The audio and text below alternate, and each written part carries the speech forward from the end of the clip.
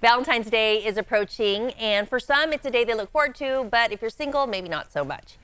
Here to offer us tips on how to survive Valentine's Day when you're single is clinical director and psychologist J.C. Outlaw. Welcome to the show. Thanks for having me, Aubrey. So you're a psychologist.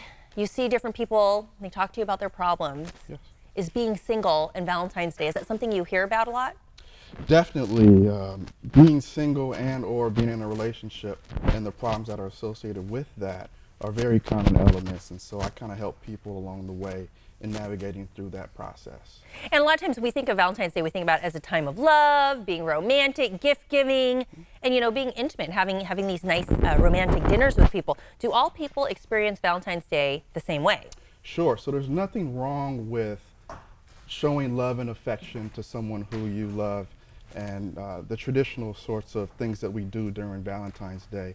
But not everyone's single. Not everyone's in a relationship. Some people are single, some people are separated, and some people are divorced.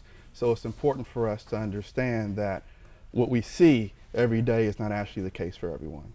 Right, and for people that are not in a relationship, it can be a little bit, I guess, of a downer, especially if they want that companionship. What are some tips you have to get through it, or how do you change your mindset to be okay? Absolutely. So the concept of self-care is really important when it comes to being a single person on Valentine's Day.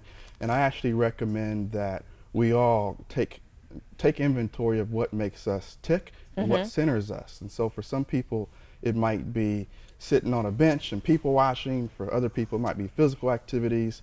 And for others, it might be actually reading a book. And just to kind of broaden the idea of self-care, it also involves or can involve goal setting as well as just making sure that whatever's on your to-do list is actually done. So it's important to make sure that we all do whatever is important to us in terms of our self-care and make time for that. So focus on yourself, right? Correct. So that maybe the love will follow, or you're just going to be okay with yourself. Does this really work? Does this work for people? Does it make them happy? Yes, it does. And actually what's the most important part is that it has to be something that you know works for you. It can't be based on what your family or your friends are telling you.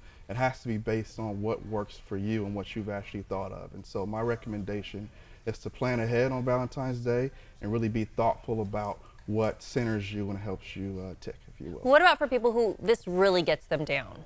The fact that they don't have, Cupid hasn't flung his arrow at them and they haven't found love.